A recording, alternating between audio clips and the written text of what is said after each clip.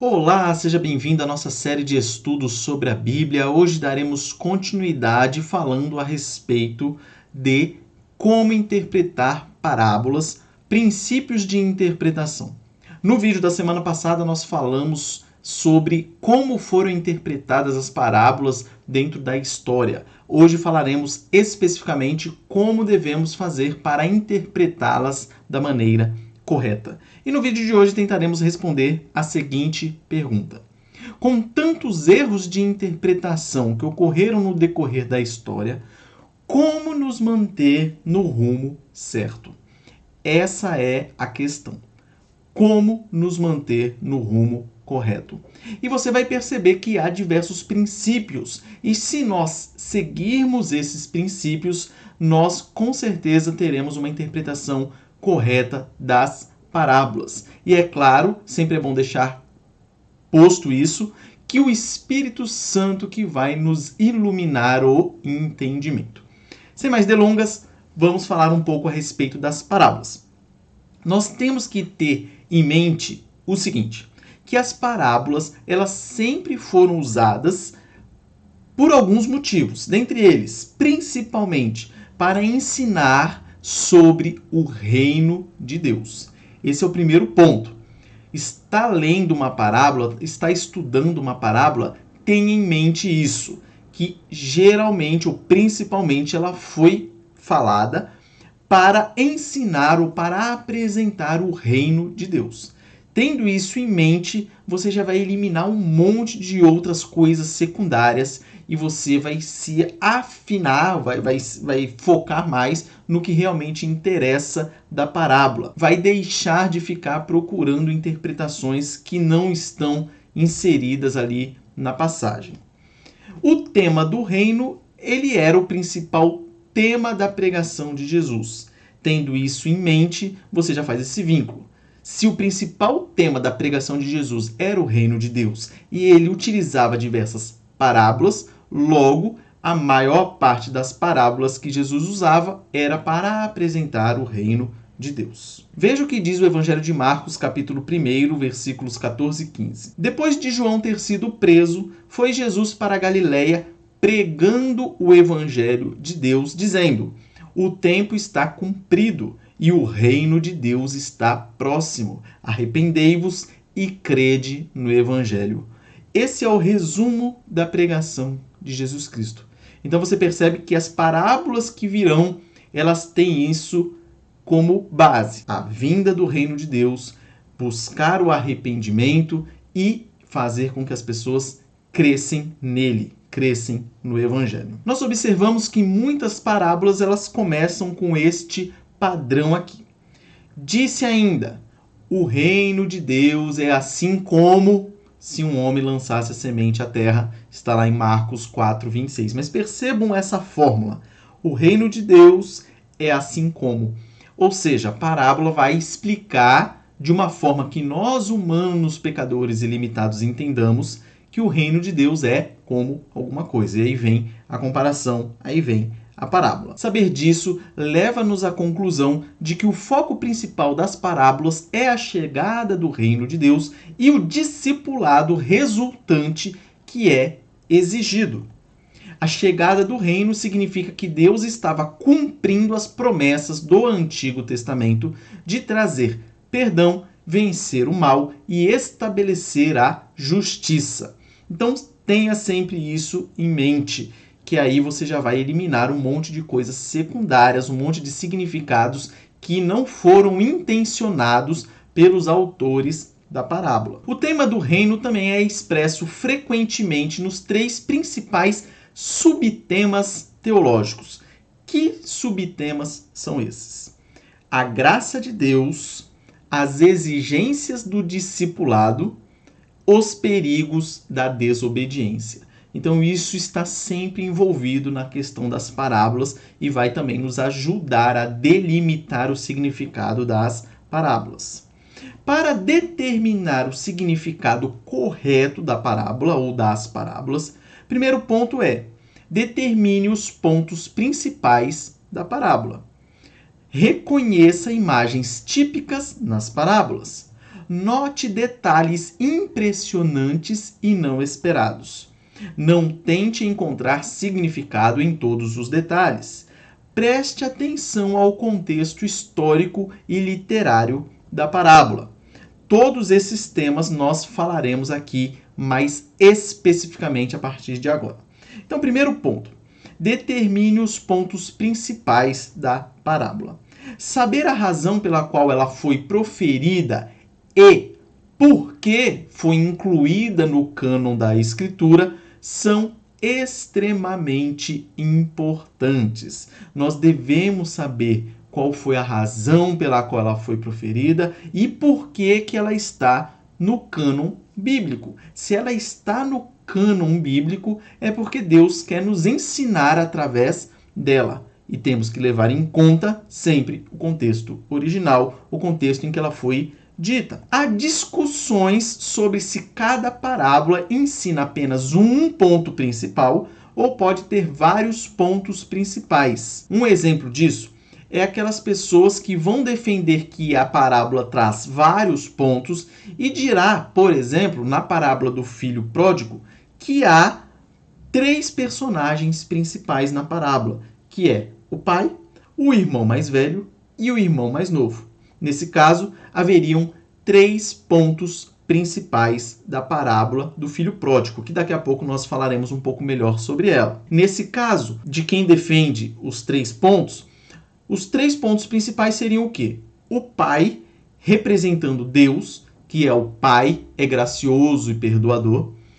O irmão mais velho, que são os seguidores de Deus, que devem se acautelar de uma atitude de ressentimento em relação à graça e ao perdão de Deus exercidos para com os outros.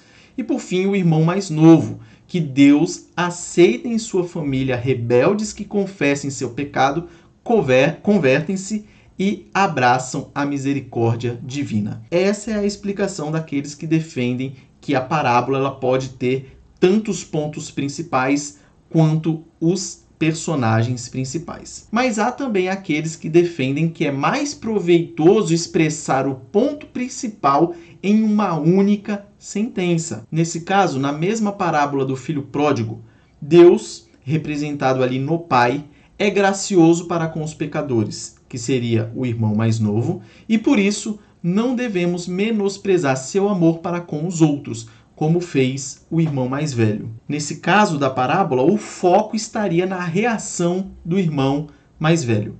Vamos falar um pouco sobre isso. É interessante a gente observar essa questão, porque parece que era isso mesmo. Parece que a explicação de Jesus Cristo era isso que ele queria dizer. Por quê? Porque os judeus ali, os mestres da lei, os fariseus e tudo mais, eles estavam chateados, eles estavam tristes, eles estavam revoltados porque Deus, no caso Jesus Cristo, estava se reunindo com pecadores. E eles viam isso como sendo um absurdo, porque eles criam que eles, os judeus, eles eram um grupo seleto, um grupo puro, um grupo salvo, onde já se viu Jesus Cristo, que seria o Messias, se reunindo com pecadores e pessoas impuras. E aí Jesus Cristo vai lá e fala essa parábola. Então, parece que era isso mesmo que ele queria dizer. Lembrando que você utilizar esse tipo de interpretação não quer dizer que você não possa tirar outros ensinamentos da parábola. O que nós queremos dizer é que ela tem apenas um ponto principal, que é aquilo que Jesus Cristo quis dizer. Então veja como faz sentido essa questão de um único propósito na parábola. Aproximando-se de Jesus, todos os publicanos e pecadores para o ouvir.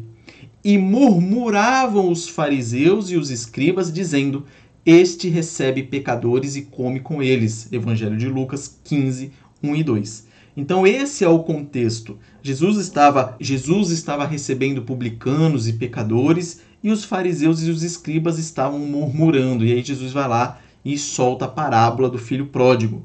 É muito interessante a gente observar como funciona isso aqui. Então, como a gente faz para determinar os pontos principais de uma parábola? Primeiro, nós temos que descobrir quem são os personagens principais. Depois, o que acontece no final da parábola. Terceiro, o que acontece no discurso direto. O que é esse discurso direto? Percebam o exemplo ali em Lucas 15, 29 e 30.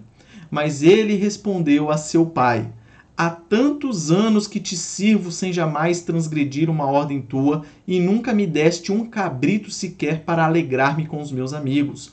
Vindo, porém, esse teu filho, que desperdiçou os teus bens com meretrizes, tu mandaste matar para ele um novilho cevado. Então perceba, o que acontece no discurso direto? Esse aqui é o irmão mais velho do filho pródigo que está dizendo isso diretamente ao seu pai. Falando, olha, eu sempre segui tudo certinho, porém o teu filho rebelde que saiu, aprontou, pegou o dinheiro, te humilhou, voltou e é recebido com festa, com roupas, com anéis, com o novilho cevado, que era um novilho preparado para uma ocasião especial, e eu que estou sempre aqui, nunca me dei bem, vamos falar assim. Então, quando você observa esse discurso direto, isso tem um motivo dele estar lá. E é importante a gente entender o que é tratado nesse discurso direto. Nesse caso da parábola do filho pródigo, fica muito claro isso aí. Quem ou o que ocupa maior espaço? Então, se você pegar uma parábola, você tem que ver o que ocupa mais espaço dentro da parábola. Geralmente vai ser o assunto mais importante, porque aquele que você quer dar mais ênfase é aquele que você vai falar mais. O segundo ponto que nós temos que levar em conta é: reconheça imagens típicas. Eu peguei o mesmo exemplo que o autor colocou no livro, mas você pode fazer esse exemplo com qualquer outra coisa. Imagina você, brasileiro, que chega nos Estados Unidos e aí te mostram essa figura de um burro e um elefante. Será que você vai entender realmente o que eles querem te mostrar com essa imagem? Provavelmente, se você não estuda a política americana, você não vai entender. Por quê? Porque esse desenho representa o burro, o Partido dos Democratas, e o elefante, o Partido dos Republicanos. Então, o que isso quer dizer? Que essas imagens típicas de determinada cultura, elas têm um significado muito forte. E isso acontece na Bíblia, isso acontece nas parábolas. Jesus Cristo, quando ele contava parábolas, ele utilizava essas ilustrações típicas do contexto histórico do primeiro século. Isso nós temos que ter em mente. E aí a gente tem que tentar entender quais eram essas figuras típicas para poder interpretar corretamente a parábola e aplicá-la nos nossos dias. Então nós estamos acostumados com as imagens típicas de nosso condicionamento cultural. No Brasil, nós temos diversos desses condicionamentos aí que fazem com que nós entendamos uma coisa que talvez um estrangeiro não entenderia. Por exemplo, o canarinho da seleção brasileira. A gente está acostumado a ver o desenho do canarinho, a gente já vincula ele à seleção brasileira. Pode ser que um estrangeiro que venha para cá não faça essa mesma associação. E às vezes quando você vai contar uma história para esse estrangeiro, utilizando essa imagem do canarinho, não vai ter o mesmo impacto do que se fosse um brasileiro ouvindo a mesma história. Então, por isso que é importante essa questão dessas figuras da ilustração. Então, no século I, haviam imagens típicas nas parábolas que encontravam correspondentes no Antigo Testamento ou outras fontes judaicas daquele período. Detalhes adicionais na história geralmente servem para torná-la mais interessante e memorável. Muita gente tenta encontrar significados em coisas adicionais ali na narração da história. E muitas vezes esses itens adicionais, eles não têm significado algum. Só servem para trazer mais colorido para a parábola, vamos assim dizer, ou fazer com que você memorize ela mais facilmente. Isso é um ponto importante que nós falaremos mais para frente, mas já vamos adiantar aqui. Não fique procurando significado onde não existe. Algumas imagens típicas nas parábolas de Jesus. Então percebam a tabela aqui, 3 colunas. A primeira, à esquerda, a imagem. No meio, o significado. E depois, na coluna direita, o exemplo. E eu não vou ficar repetindo o exemplo para não gastar saliva, afinal minha boca já está seca aqui. O ar está seco hoje demais.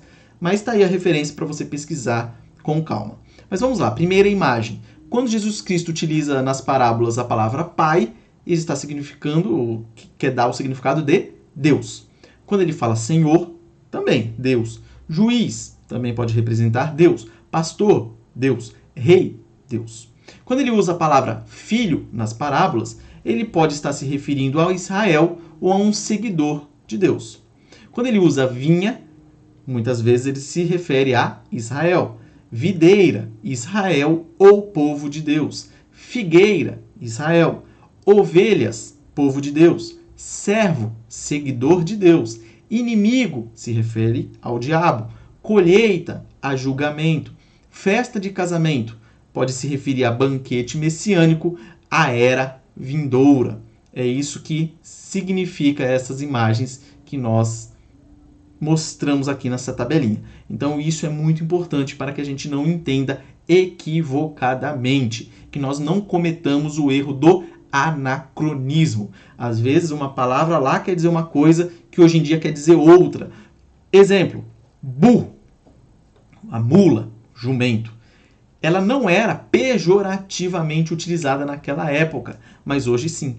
Então, se naquela época você falasse que alguém era como uma mula, como um jumento, era uma representação diferente. A pessoa podia ter o significado de ser uma pessoa forte, alguma coisa assim, de valor. Hoje em dia, já não. Já é pejorativo. Então, se você for ler uma parábola e às vezes está usando uma palavra lá que hoje é pejorativa, mas na época não, e você interpretar como sendo pejorativa, você vai estar cometendo um erro.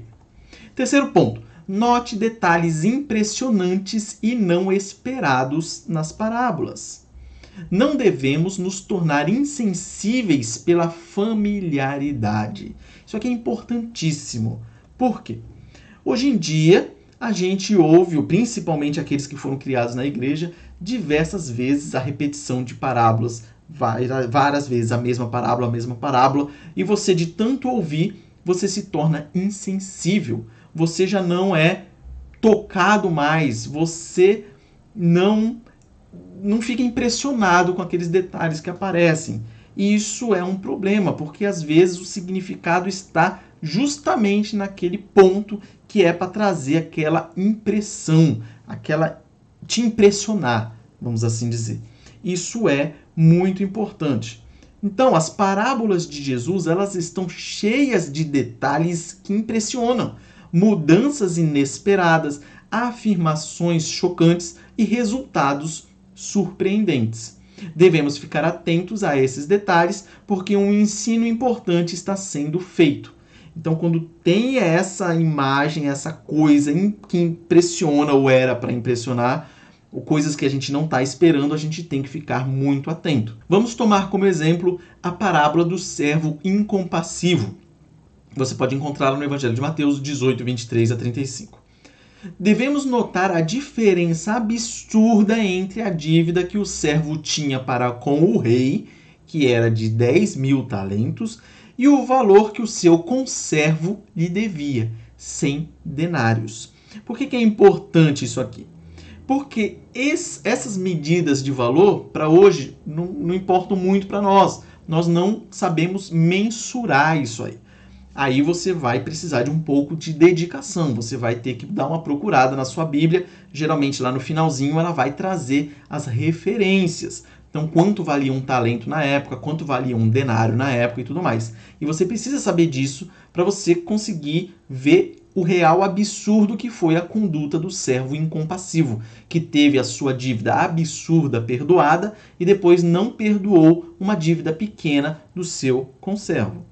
Aqui Jesus, na parábola, ele enfatiza a imensa graça de Deus em perdoar a grandeza de nosso pecado, enquanto nos mostra que devemos perdoar os pecados dos outros, da mesma forma que Deus nos perdoou. Só para você ter uma noção da proporção, um talento ele equivalia na época a 6.000 denários. E um denário ele era equivalente a um dia de serviço. Esse talento ele poderia ser pago em ouro ou prata. Então ele tem uma variada aí. Então pode custar até mais do que 6.000 denários. Mas veja a diferença. Um denário, um dia de serviço. Um talento, 6.000 denários. Se nós formos fazer uma conta, trazendo para os dias de hoje, calculando-se que um diarista no Brasil ganhe por volta de 10 dólares por dia, ou seja, um denário, um talento de prata valeria 60.000 dólares. Ou seja, a dívida do servo incompassivo seria de 60 milhões de reais, ou seja, 60 milhões de denários, enquanto o do seu conservo seria de 100 denários. Perceba a discrepância entre um e outro. Ou seja, aquele que tinha uma dívida de 60 milhões foi perdoado e depois não quis perdoar o outro que devia 100 para ele. Então perceba aí a diferença. E às vezes a gente passa despercebido. A gente lê lá, tá como se um estivesse devendo 100 reais para um e o outro 100 reais para o outro. E a gente não vê essa diferença, essa grandeza. E isso é importante a gente pegar. Vai trazer muita luz na hora de interpretar a parábola. A mesma coisa acontece na parábola do juiz iníquo. Às vezes a gente lê essa parábola e não percebe alguns detalhes. Por exemplo, a persistência impertinente da viúva, a viúva que ficava pertinentemente perturbando lá o juiz, teria sido escandalosa demais naquela época. Hoje, para nós, não faz talvez tanta diferença. Porém, naquela época, uma viúva ficar indo no juiz e pedindo para ele julgar a causa dela seria visto de uma maneira totalmente diferente. Então, tente se colocar naquelas pessoas que viviam no século I, para que você entenda melhor como era ou o que significava essa parábola, qual é o sentimento que ela causaria naquelas pessoas. Com essa vívida imagem de determinação, no caso da viúva, Jesus chama seus seguidores à persistência em oração. Então Jesus utiliza essa imagem que causou impacto para fazer com que os seus discípulos sejam persistentes em oração. A parábola do filho pródigo também tem um detalhe muito importante. Um idoso correndo em busca de alguma coisa, em especial de um filho rebelde, como foi que aconteceu, teria sido uma cena indigna no Israel do século I. Um idoso não corria. O idoso era vergonhoso ele correr. A autoridade de um idoso naquela época era muito alta. Inclusive, continua sendo hoje nos países do Oriente Médio. Os idosos lá são muito respeitados, coisa que infelizmente não acontece no nosso Brasil ou no nosso Ocidente. Mas lá é muito comum, principalmente no século I. Então, nesse contexto, quanto mais surpreendente é a profunda graça de Deus para com os pecadores que se arrependem. Então, ali, o idoso, ele representava Deus. E ele se humilha, ele corre em direção ao seu filho rebelde que está voltando. Então, se ele fez isso, imagina a imagem que transmitia para os discípulos de Jesus ao saber que Deus também recebia esses pecadores que se arrependiam e criam nele. Quarto ponto é: não tente encontrar significado em todos os detalhes das parábolas.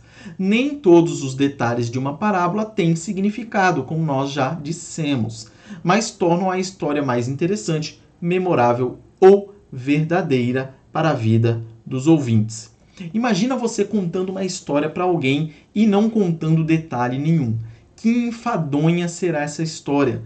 Agora, se você conta uma história cheia de detalhes, aí sim chama a atenção. Mas muitas vezes esses detalhes não terão importância nenhuma. Você quer passar um ensino tal, e aí você utiliza de outros recursos, de outras imagens, de tudo que possa fazer com que a pessoa entenda melhor aquilo que você está tentando transmitir. Mas não fique buscando significados isolados no texto.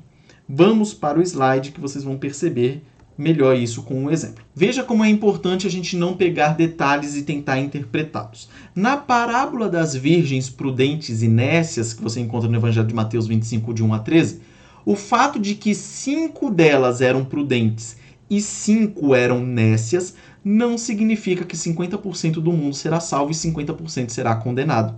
Às vezes a gente corre esse risco. Viu lá que 5 eram prudentes e 5 eram nécias, ou seja, 50% do mundo vai ser salvo e 50% não. Não tem nada a ver. Esse número é apenas detalhe para fazer com que a parábola seja mais interessante, seja mais memorável. Não tem nada a ver o significado específico. O ponto central é que os seguidores de Jesus são chamados a estar sempre prontos por viverem em obediência fiel, embora a vinda de Jesus possa demorar. Então perceba, esse é o ponto da parábola. Isso que Jesus está tentando ensinar para os seus discípulos, e não que 50% e 50%. Aqui é importante a gente observar também que Jesus ele não estava ensinando que devemos ser egoístas. Por que isso? Porque as virgens prudentes não quiseram dar do seu material para as virgens nécias. Falaram o quê? Vão lá correr atrás do seu material, depois vocês voltam. E aí quando elas voltaram já era, o noivo já tinha chegado. O ponto é, não há aqui respaldo para o egoísmo. O ensino era apenas aquele de que nós devemos estar obedientes e seguindo as ordens de Jesus até que ele volte. Então, se você pega esses detalhes e quer dar interpretação para eles, sentidos para eles, você vai cair em erro. Então, tome cuidado com relação a isso. Quinto e último ponto, preste atenção ao contexto histórico e literário. Veja que nós estamos sempre falando a respeito do contexto histórico. Por quê? Porque é importante, obviamente. Então, veja o seguinte, os autores dos evangelhos, eles nos ajudam, nos dando informações. Por exemplo, por que Jesus proferiu tal parábola? Ao colocarem juntas parábolas de temas semelhantes. Por exemplo, na parábola do juiz iníquo, disse-lhes Jesus uma parábola, já tem aí a dica, sobre o dever de orar sempre e nunca esmorecer. Lucas 18:1. Aqui já está o sentido da parábola. Olha que maravilha. O autor bíblico já colocou para a gente uma parábola sobre o dever de orar. Então, se você pegar a parábola do juiz iníquo e tiver outro sentido que não seja sobre o dever de orar, a sua interpretação está errada. E aqui nós já falamos a respeito diversas vezes do perigo de interpretar coisa errada. Se você estiver interpretando uma parábola de Jesus errada, logo você não está aprendendo com Jesus, você está aprendendo com a sua própria cabeça, você está dando um significado que não foi tensionado por Jesus Cristo. Outro exemplo, aproximavam-se de Jesus todos os publicanos e pecadores para o ouvir, e murmuravam os fariseus e os escribas, dizendo, este recebe pecadores e come com eles. Então lhes propôs Jesus esta parábola. Lucas 15, de 1 a 3. Então, logo na sequência você vai ter... Logo na sequência não. Terão aí mais duas parábolas. A terceira vai ser a do filho pródigo. Então, essas parábolas estavam respondendo aos fariseus e escribas. Então, tem um sentido, tem um contexto histórico que nós temos que saber identificá-lo. Quais são as parábolas que se seguem? Da ovelha perdida, da dracma perdida e do filho pródigo.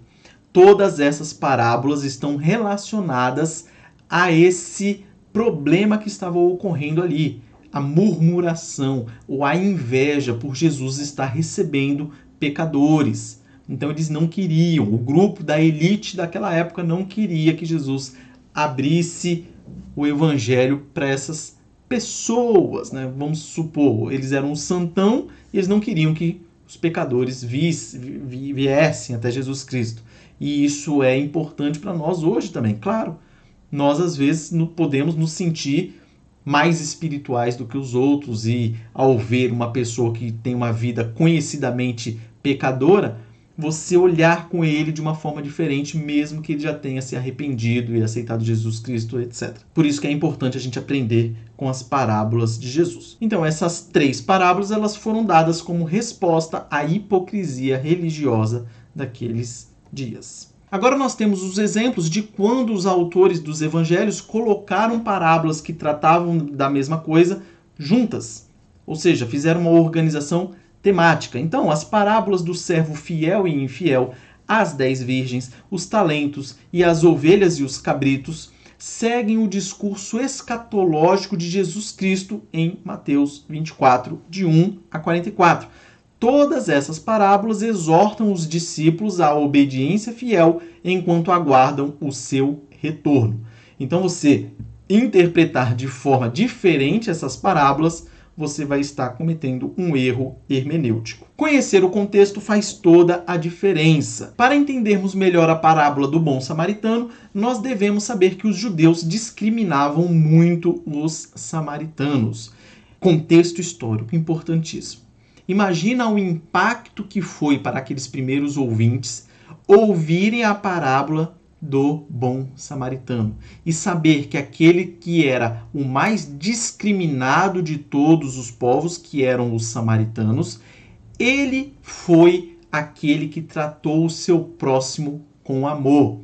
Mesmo tendo passado um levita, mesmo tendo passado um sacerdote e visto a pessoa moribunda ali no chão. E foi o samaritano que foi lá, pegou ele, tratou e cuidou dele. Imagina o impacto para aquelas pessoas do primeiro século isso que aconteceu. Então, mais uma vez, como é importante o contexto histórico. Então, quando Jesus Cristo conta essa história, ao fazer com que o samaritano seja o único que amou verdadeiramente o seu próximo, Jesus condenou seus contemporâneos hipócritas que limitavam o amor para excluir certas raças ou pessoas. A conclusão que nós chegamos de tudo isso que nós falamos é, como sempre, contexto histórico é importantíssimo. Nós devemos observar o contexto histórico. Nós devemos buscar as dicas que os autores dos evangelhos nos trazem e ficar atentos a elas. Nós devemos observar quando eles organizam as parábolas de maneira temática, porque realmente, às vezes, umas parábolas nos causam dúvidas. Algumas parábolas vão ser confusas. Mas se você perceber que há uma parábola, depois outra, e todas ali estão tratando do mesmo tema, se a do meio ela é um pouco mais difícil de se interpretar, você pode chegar a alguma conclusão interpretando a anterior ou a posterior. Claro, não importam as ordens, estou querendo dizer que elas estarão organizadas de maneira temática, e aí uma joga luz sobre a outra. Outra conclusão que nós chegamos que é importantíssima demais. Não busque significado nos detalhes da parábola. Busque o ensino central. Busque reconhecer quem são os personagens principais. Por que Jesus disse aquela parábola, para quem, o que ele queria falar com aquilo ali. E aí, entendendo o que aconteceu, aí sim nós aplicamos para os nossos dias. E agora nós trazemos aqui um desafio especial. Escolha uma parábola e aplique a ela as seguintes perguntas. Quem são os personagens principais? O que acontece no final da parábola? O que acontece no discurso direto? E quem ou o que ocupa maior espaço na parábola? Faça essas perguntas. Escolha qualquer parábola e aplique essas 4 questões. E veja se vai melhorar ou não o seu entendimento sobre ela. Eu acredito que sim. Eu acredito que você terá uma interpretação bem melhor. Faça esse teste e com certeza você vai progredir bastante na questão da interpretação das parábolas. Se ficou alguma dúvida, por gentileza, mande aí nos comentários. Se Deus quiser, semana que vem voltaremos e aí nós daremos continuidade aos nossos estudos sobre interpretação bíblica. Um forte abraço, que Deus abençoe muito o seu dia e essa semana que se inicia. Até a próxima.